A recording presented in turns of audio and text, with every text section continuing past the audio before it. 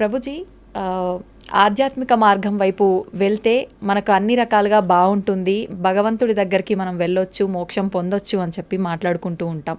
అయితే ప్రభుజీ, చాలామంది ఆధ్యాత్మిక మార్గం వైపు వెళ్ళినా, ఎన్ని పూజలు చేసినా, ఎన్ని పుణ్యక్షేత్రాలు చేసినా వాళ్ళకున్న ఒత్తిళ్ళు మాత్రం అలానే ఉంటుంటాయి.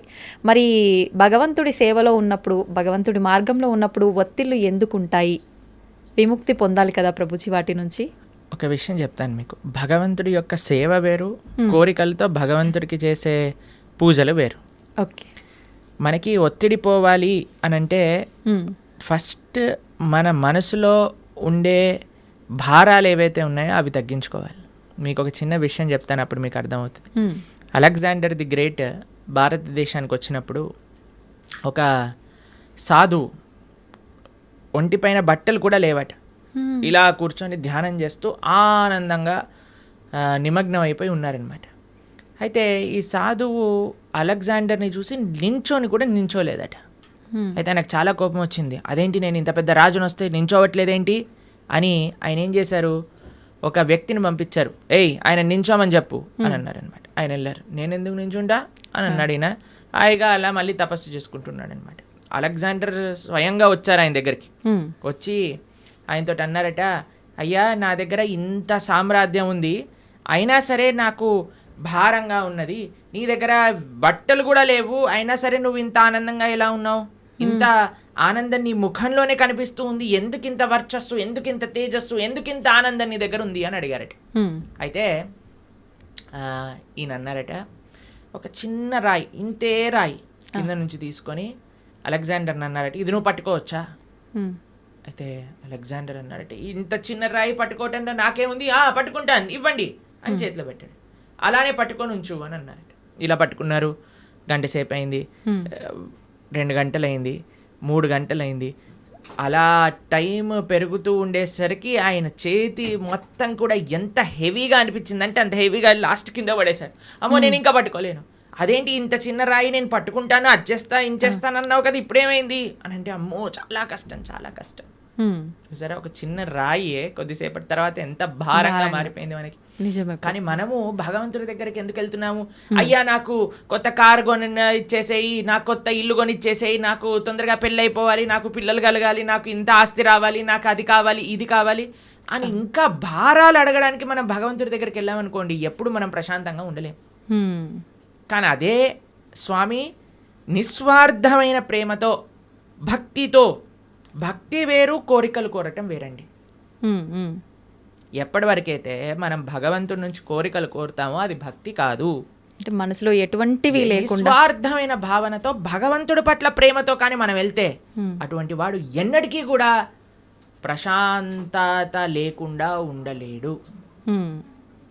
ఆయనకి తప్పక ప్రశాంతత ఉంటుంది. ఎవరైతే నిస్వార్థమైన ప్రేమనే మనకి ప్రశాంతత, మీరు అంటున్నారు కదా, ఆ సాటిస్ఫాక్షన్ అనేది ఇస్తుంది. ఒక ఆయన అంటే చాలా తీర్థయాత్రలు చేస్తూ ఉండేవారట. చాలా తీర్థయాత్రలు చేస్తుంటే ఎందుకోసం చేసేవాళ్ళు, మాకు ఇది అయిపోవాలి, మాకు అది అయిపోవాలి, మాకు ఇది జరిగిపోవాలి, మాకు అది జరిగిపోవాలి అని తీర్థయాత్రలని చేస్తూ, అక్కడికి వెళ్తే పుణ్యం వస్తుందట, ఇక్కడికి వెళ్తే పాపం పోతుందట, దీంతో చేస్తుండే. అయితే వాళ్ళ గురువుగారు చాలాసార్లు చెప్పారు, నాన్న ఈ భావనతో వెళ్ళకు, అక్కడుండే భగవంతుడి యొక్క దర్శనం చేసుకోవడానికి వెళ్ళు, అక్కడ సాధువుల దగ్గర నుంచి మాటలు వినడానికి వెళ్ళు, ఆ క్షేత్రానికి సేవ చేయడానికి వెళ్ళు అని అంటే ఈయనకు అర్థం కాదు. నేను వెళ్ళాలి, మునగాలి, అన్ని దర్శనాలు చేసుకోవాలి, ఎందుకంటే పుణ్యం వచ్చేస్తుంది, పుణ్యం వచ్చేస్తుంది, పుణ్యం వచ్చేస్తుంది. అయితే ఈ గురువు గారు ఒకసారి ఏం చేశారంటే, ఒక కాకరకాయ ఇచ్చారట. కాకరకాయ ఇచ్చి, నాన్న నువ్వు వెళ్ళే పుణ్యక్షేత్రాలన్నింటిలో కూడా ఎక్కడెక్కడైతే నువ్వు స్నానం చేస్తావో అక్కడ అల్లా కూడా ఈ కాకరకాయకి స్నానం చేయించు అని అన్నారట. సరే అని మొత్తం ప్రతి క్షేత్రాన్ని గంగా, యమున, గోదావరి, కావేరి అన్నిట్లో స్నానం చేసి తీసుకొచ్చారట. వచ్చి మళ్ళీ ఆశ్రమానికి తిరిగి వచ్చేసరికి ఆ గురువు గారు అన్నారట, నాన్న ఈ కాకరకాయని కొద్దిగా ముక్కలు ముక్కలు చేసి కొద్దిగా వండు అని అనేసరికి, వండి చూసేసరికి ఆ కాకరకాయ చేదుగానే ఉంది. కాబట్టి దాని యొక్క గుణం పోయిందా? గంగలో స్నానం చేసాం, యమునలో స్నానం చేసాం, పోలేదు కదా. ఎప్పటి వరకైతే మనం నిజమైన ఆధ్యాత్మిక మార్గము అని అంటే ఏమిటి? శ్రవణం, కీర్తనం, విష్ణు స్మరణం, పాద సేవనం, అర్చనం, వందనం, దాస్యం, సాఖ్యమాత్మ నివేదనం, ఈ 9 భక్తి మార్గాలలో మనం ఉండమో అప్పటి వరకు మన హృదయ శుద్ధీకరణ అనేది జరగదు. ఎంతవరకైతే మన హృదయ శుద్ధీకరణ అనేది జరగదో అప్పటి వరకు మనకు ప్రశాంతత ఉంటుంది అన్నమాట. అలాంటి తీర్థయాత్రకి వెళ్ళటం తప్పని చెప్పట్లేదండి. ఏ భావనతో వెళ్ళాలి? సేవా భావనతో వెళ్ళాలి. ఏ భావనతో వెళ్ళాలి? భగవంతుడి పట్ల ప్రేమతో వెళ్ళాలి. ఏ భావనతో వెళ్ళాలి? అక్కడ నుంచి ఏం నేర్చుకోవచ్చు, ఏం తెలుసుకోవచ్చు అనే భావనలోకి వెళ్ళాలి. కానీ ఏదో పుణ్యం వచ్చేసేయాలి, పాపం పోవాలి, ఏదో సైట్ సీయింగ్గా ఇలా వెళ్తే ఏం ప్రయోజనం లేదు. ఇప్పుడు చూడండి, ఏ క్షేత్రాలకు వెళ్ళినా మనం 4 ధామ్లో చూస్తూ ఉన్నాం. అందరు కూడా కెమెరాలు పట్టుకొని రికార్డింగ్స్ చేయడానికి, వ్లాగింగ్స్ చేయడానికి వెళ్తున్నారట. అవును ప్రభు. కేదార్నాథ్, బద్రీనాథ్ ఇలాంటి క్షేత్రాలన్నిటికీ కూడా బృందావనంలో అందరు రీల్స్ చేయడానికి వెళ్తున్నారు. ఇలా చేస్తే మనకి భక్తి ఎటువంటి ప్రయోజనం రాదండి. ఇంకా మనల్ని కర్మబంధంలో ఇంకా చిక్కుకుంటాం, కానీ మనం చర్మబంధం వీడలేము. కానీ ఎప్పుడైతే మనం సాధువుల దగ్గర నుంచి శ్రద్ధగా వింటామో, ఎప్పుడైతే మంచి విషయాలు స్మరిస్తామో, ఎప్పుడైతే చక్కగా జపం చేస్తామో భగవన్నామాన్ని, ఎప్పుడైతే భాగవత రామాయణాదులు చదువుతామో, అప్పుడు నిజమైన శుద్ధీకరణ అనేది జరుగుతుంది. అప్పుడు నిజమైన ఒత్తిడి, స్ట్రెస్ అని ఏవేవో అంటున్నాం కదా, అవన్నీ పోతాయి. ఆనందంగా మనం భగవంతుడి దగ్గర ఉండొచ్చు. ఓకే ప్రభుజీ, ఒకసారి ఆత్మ శరీరాన్ని విడిచి వెళ్ళిన తర్వాత మళ్ళీ ఎంత కాలం పడుతుంది మళ్ళీ ఒక జీవిలో రావటానికి? ప్రాణం అంటే ఏమంటారు, అది ఒక జన్మ తీసుకోవడానికి అన్నమాట. అది ఎవరికి ఎంతసేపు వాడు నరకంలో ఉంటాడో, ఎంతసేపు స్వర్గంలో ఉంటారో, ఎంత తొందరగా, అవన్నీ ఇంకా మనం చెప్పలేం. చాలా కాంప్లికేటెడ్ కర్మ సిద్ధాంతం అంటే. దానికి ఏం స్పెసిఫిక్ పారామీటర్స్ లేవు. మనతోటి అయినప్పుడే మనకు తెలుస్తుంది ఎన్ని రోజులు ఉన్నాం, మనం ఎక్కడ ఉన్నాం అనేది. కాబట్టి తప్పకుండా ఒక శరీరం నుంచి వదిలిపెట్టి వెళ్ళాక కొన్ని రోజులు ఆ జీవాత్మ అలానే తిరుగుతారు అని చెప్తారు. అందుకే మనము మంచి పుణ్యకర్మలన్నీ చేయడానికి ప్రయత్నం చేస్తాం. 10, 11, 12 అట్లా ఒక్కొక్కరికి ఒక్కొక్క పద్ధతులు ఉంటాయి. దాని తర్వాత వాళ్ళు అక్కడ నుంచి స్వర్గాది లోకములకు, నరకాది లోకములకు వెళ్ళి వాళ్ళ పాప పుణ్యాలన్నీ అనుభవించి మళ్ళీ ఇంకొక శరీరంలోకి దాల్చడానికి ఈ భూలోకంలోకి రావాల్సి వస్తుంది.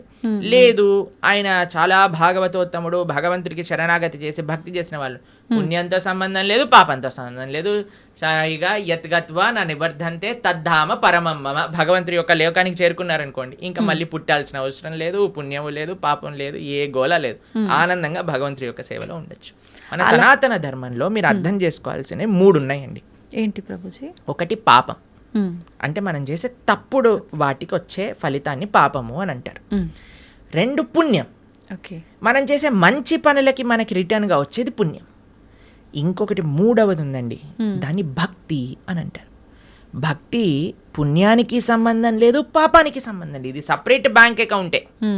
ఎప్పుడైతే మనం ప్రేమతో భగవంతుడిని ఆశ్రయిస్తామో అది పుణ్యం కాదు, అది భక్తి సుకృతి అంటారు. భక్తోన్ముఖ సుకృతి అని అంటారు. ఎవరైతే భక్తి చేస్తారో అటువంటి వాళ్ళు నా స్వర్గానికి వెళ్ళరు, నా నరకానికి వెళ్ళరు. వాళ్ళు వెళ్ళేది భగవంతుడి యొక్క లోకానికి. స్వర్గానికి వెళ్ళినా, నరకానికి వెళ్ళినా, ఇంకా ఏ దేవత యొక్క ప్రపంచానికి వెళ్ళినా సరే, లోకానికి వెళ్ళినా సరే, కృష్ణుడు భగవద్గీతలో చెప్తారు, ఆ బ్రహ్మ భువనాలోక పునరావృత్తినో అర్జున. ఇక్కడ నుంచి బ్రహ్మలోకం అంటే అన్నిటికంటే టాప్ మోస్ట్ లోకం అనమాట. అక్కడ వరకు వెళ్ళిన వాళ్ళు కూడా మళ్ళీ పుట్టాల్సిన అవసరం ఉంటుంది. ఎప్పుడైతే మాముపేత్యత్తు కౌంతయ్య, నన్ను ఆశ్రయించిన వాళ్ళు, ఎవరు చెప్తున్నారు నన్ను అని అంటే కృష్ణుడు అర్జునుడితో చెప్తున్నారు, నన్ను ఆశ్రయించిన వాళ్ళకి మళ్ళీ పుట్టుక అనేది ఉండదు అనే విషయం చెప్తున్నారు. కాబట్టి మనం పుణ్యం పైన ఫోకస్ చేయకూడదు, పాపం పైన ఫోకస్ చేయకూడదు, మనం భక్తి పైన ఫోకస్ చేయాలి. ఇది పర్మనెంట్ సొల్యూషన్ అనమాట. ఓకే ప్రభుజీ, భక్తి వేరు, భగవంతుణ్ణి తెలుసుకోవడం వేరా ప్రభుజీ? 2 ఒకటేనా? భక్తి మార్గంలో మొట్టమొదటి అడుగు శ్రవణం, అంటే భగవంతుడి గురించి తెలుసుకోవడం. ప్రహ్లాదుని హిరణ్యకశిపుడు అడుగుతారు, అయ్యా నువ్వు స్కూల్కి వెళ్ళావు కదా, బోర్డింగ్ స్కూల్, హాస్టల్కి వెళ్ళావు కదా, ఏం నేర్చుకున్నావు అని అంటే, శ్రవణం కీర్తనం విష్ణు, శ్రవణం అని అంటే భగవంతుడి గురించి వినటము. భక్తి అంటే ఏదో పూజలు చేసేసి, ఇక్కడ నుంచి 1000 పూలు పట్టుకొచ్చేసి, ధూపాలు వేసేసి, నోములు ఇచ్చేసి, లక్ష పూలలతో పూజ చేసేసి, ఒక లీటర్ల అభిషేకాలు చేసి, ఇది కాదండి భక్తి అంటే. భక్తి అంటే భగవంతుడి గురించి వినటం. ఇది ఎవరు చెప్తున్నారు? పరమ భక్తుడైన ప్రహ్లాదుడు చెప్తున్నాడు. ఫస్ట్ ప్రాసెస్ ఏంటి? శ్రవణం, భగవంతుడి గురించి వినటం. ఏం వినాలి? గీత, భాగవత, రామాయణ అసలు అన్నీ ఏదైతే భగవంతుడి గురించి చెప్తారో వాటిని వినాలి. శ్రవణం, కీర్తనం, దాని తర్వాత మనం చేయాల్సింది జపం. చూడండి ఆయన ఏం ప్రాసెస్లో చెప్తున్నారు, ప్రియారిటీ వైజ్ చెప్తున్నారు అనమాట. శ్రవణం, కీర్తనం, విష్ణో, ఎవరికి చేయాలి ఇది? భగవంతుడైన నారాయణుడు విష్ణువుకి చేయాలి. శ్రవణం కీర్తనం విష్ణు స్మరణం పాదసేవనం. స్మరిస్తూ ఉండాలి. మనం విన్నది స్మరిస్తూ స్మరిస్తూ స్మరిస్తూ ఉంటే అప్పుడు మనకి భగవంతుడి పట్ల ప్రేమ పెరుగుతుంది. అప్పుడు మనం భగవంతుడి యొక్క ఆరాధన చేసామనుకోండి, ప్రేమతో ఆరాధన చేయగలుగుతాం. లేకపోతే ఎప్పుడు మనసులో ఈ కోరిక ఈ కోరిక ఈ కోరిక ఈ కోరిక కోరిక గుర్తొచ్చినంత భగవంతుడు గుర్తురాడు. నిజమే ప్రభుజీ. ఎప్పుడైతే మనం శ్రవణం కీర్తనం భగవంతుడి గురించి వింటామో, భగవంతుడి యొక్క నామాన్ని జపం చేస్తామో, అప్పుడు మనం ఆరాధన చేసేటప్పుడు మన మనసు భగవంతుడి పైన ఉంటుంది.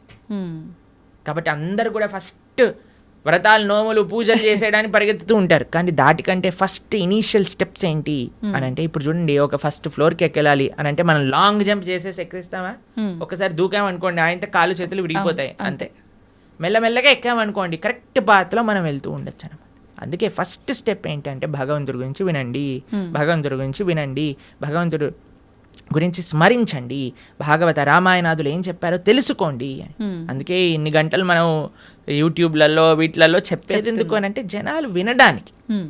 వింటే వాళ్ళకి భగవంతుడి గురించి తెలిస్తే మంచి భక్తి మార్గంలో ముందుకెళ్తే అది జీవుడి యొక్క పరమశ్రేయస్సుకి కారణం అవుతుంది. ఓకే ప్రభుజీ, ఒక మంచి భక్తుడిగా ఉండాలి అంటే ఫస్ట్ చేయాల్సింది మీరు చెప్పినట్టుగా భగవంతుడి గురించి వినడమే అంటారా? కరెక్ట్. శ్రవణం కీర్తనం ఫస్ట్ ప్రాసెస్ ఏంటి అంటే శ్రవణం. మనం వినడానికి ప్రయత్నం చేయాలి. ఎవరి నుంచి వినడానికి ప్రయత్నం చేయాలి? ఎవరైతే శాస్త్ర అధ్యయన చేసిన మంచి భక్తులు ఉన్నారు. ఇప్పుడు చూడండి, మార్కెట్లో ఎవరు పడితే వాళ్ళు చెప్పడానికి రెడీ అయిపోయారు. ఇది ఇలా చెయ్యి, ఆ చిట్కా ఇలా చెయ్యి, ఈ పరిష్కారం ఇలా చెయ్యి. అసలైతే ఎంత అసలు ఆశ్చర్యం అనిపిస్తుంది అంటే, కొన్నిసార్లు మాకు వీడియోలు పంపిస్తే అసలు ఇలాంటి వ్యక్తుల్ని ఎలా వినగలుగుతున్నారు జనాలు అని అనిపించేటట్టుగా ఆశ్చర్యపడిపోతాం అనమాట. ఎందుకంటే భాగవత మన శాస్త్రాలు చెప్పే విషయం వేరు, వీళ్ళు చెప్పే విషయాలు వేరు. ఒకడు తలపైన చేయబెడతానంటాడు, ఒకడు ఇంకొక మాయ చేస్తానంటాడు, ఇంకొకడు మ్యాజిక్ చేస్తానంటాడు. మాయలు మ్యాజిక్ కావాలంటే మీరు మ్యాజిక్ షోకి వెళ్ళండి కదా, దేవుడి దగ్గరికి ఎందుకు రావాలి? ఆధ్యాత్మిక గురువు మాయలు, మ్యాజిక్లు, తంత్రాలు, యంత్రాలు, తలపైన చేయబెట్టాలు అవన్నీ చేయరండి. ఆధ్యాత్మిక గురువు ఎప్పుడైనా సరే, మీరు ఏ శాస్త్రంలో చూసినా ఎవరైనా సరే మీరు చూడండి, మన జ్ఞానము వేరే వ్యక్తులకి గురువు ఎప్పుడు కూడా శ్రవణం ద్వారానే పంపిస్తారు.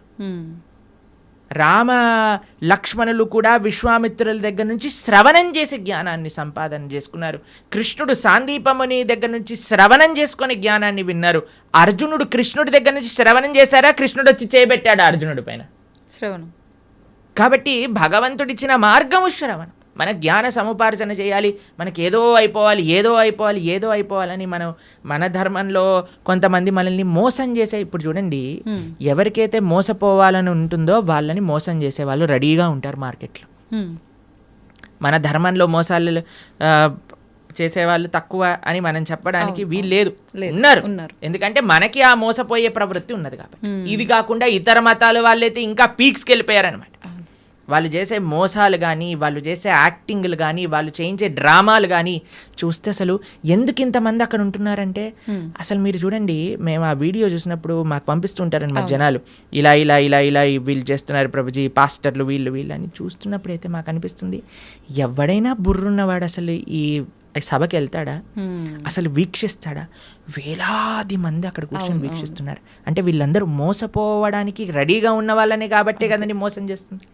వాడు ఇంటికి వెళ్ళాక అనుకుంటున్నాడు, అసలు వీళ్ళు ఎంత మూర్ఖులు, అసలు ఎలాంటి వ్యక్తులు వీళ్ళు, నేను చేసే యాక్టింగ్లకి చప్పట్లు కొట్టటాలు, అరవటాలు, ఇలాంటి వాళ్ళు ఉన్నంత వరకు మోసాలు ఆపలేమండి. మన లోపల ఒక జాగరూకం కావాలి. నేను శాస్త్రాన్ని నమ్ముతా, భగవంతుడి యొక్క తత్వాన్ని అధ్యయనం చేస్తా, కానీ మ్యాజిక్ల వల్ల, ఏమంటాం, మీరు చేతులు పెట్టటాల వల్ల, ఏవో సృష్టించటం వల్ల, ఏదో మన జీవితంలో ఏదో మంచి జరిగిపోవటం వల్ల, దానివల్ల ఏది వచ్చే ప్రయోజనం లేదండి. ఈరోజు మంచి జరుగుతుంది, రేపేం జరుగుతుంది? జీవుడి యొక్క పరమశ్రేయస్సు భగవంతుడి గురించి తెలుసుకోవటం. మనందుకే మేము ఎక్కడికి వెళ్ళినా మొత్తుకునేది ఒకటే విషయం, ఇవన్నీ ఒక ట్రాప్లో పడకండి. మన మానవ జన్మ ఎన్నో సంవత్సరాల తర్వాత మనకి రేర్గా దొరికిన ఈ అవకాశాన్ని మంచి మార్గంలో ఉపయోగించుకోండి అనే మేము అందరం ప్రార్థన చేస్తూ ఉంటాం అందరికీ కూడా. ఎందుకంటే మాకు అనిపించేది ఏంటి అంటే, పాపం ఇలాంటి వాళ్ళ ట్రాప్లలో పడే వాళ్ళు చెడ్డవాళ్ళు కాదండి. భగవంతుడి గురించి తెలుసుకోవాలి అనుకుంటే కదా వాళ్ళు ఇలాంటి బాబాల దగ్గరికి లేదా ఇలాంటి వ్యక్తుల దగ్గరికి వెళ్ళేది. కానీ మేము అనుకునేది ఏంటి అంటే మంచి మార్గం కానీ వాళ్ళు తెలుసుకోగలిగితే వాళ్ళ జీవితం పండిపోతుంది. అవును ప్రభుజీ. మన శాస్త్రం ఏం చెప్తుందో తెలుసా, ఇలాంటి చెడు వ్యక్తుల వల్ల వెళ్ళే వాళ్ళ పరిస్థితి ఎలా ఉంటుందట అంటే సగం మింగిన కప్పలాగా ఉంటుందట. పాము ఒక పెద్ద కప్పని పట్టేసుకుంటుంది. ఎంత పెద్దగా ఉంటుందంటే ఆ కప్ప లోపలికి మింగలేదు, బయటికి వదలలేదు. అలాంటి పరిస్థితులు చిక్కుకుపోతారు. కాబట్టి మీ అందరికీ మేము చేసే ప్రార్థన ఏంటి అంటే, ఎవరైతే శాస్త్రాన్ని అధ్యయనం చేశారో, శాస్త్రపరంగా శాస్త్ర సమ్మతంగా మాట్లాడతారో, ఎవరైతే వైదిక సనాతన ధర్మాన్ని ఆచరిస్తూ ఉన్నారో, ఇప్పుడు ఏంటంటే అండి, కలియుగంలో ఎంతోమంది దేవుళ్ళని మ్యానుఫ్యాక్చర్ అయిపోయారు. ఎక్కడ చూసినా వీడి దేవుడు అంటాడు, వాడి దేవుడు అంటాడు, అందరినీ దేవుళ్ళు అనటం ప్రారంభం చేశాం. కానీ ఒక్క విషయం, భగవంతుడు అనేవారు ఎవరైనా ఉంటే అది వేదములు ప్రతిపాదన చేసిన వారు మాత్రమే.